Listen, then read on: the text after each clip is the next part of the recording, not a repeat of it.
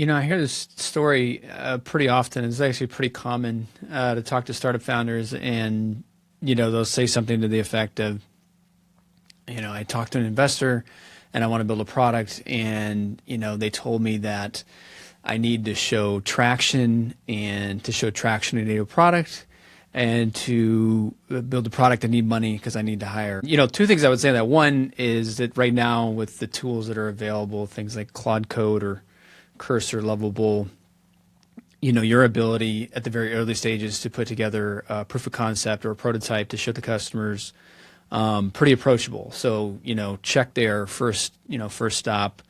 And, the reality is that early on, like a lot of times that MVP is just a talking piece anyway. But, back to like finding traction, I would just focus on the customer, focus on how you're going to find the customers and what you're going to sell to them, because that is ultimately much more important than a product or, the features that you're going to build, and the investors. The funding is not the solution that a lot of people think it is. It actually a lot of times just brings in more problems, more stress, more headaches.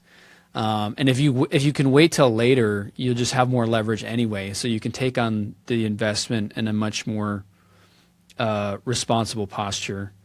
And some things that you can try, like obviously pre-selling is hard, but it's always ideal.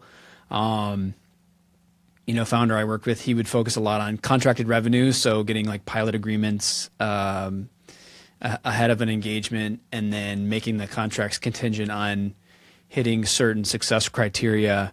That can also be a good way to get some signed revenues and show some traction. If a customer is willing to sign on the dotted line and say they're going to pay X amount of dollars a year for your product because it solves a problem for them, you just have to deliver the features. Like, that's traction.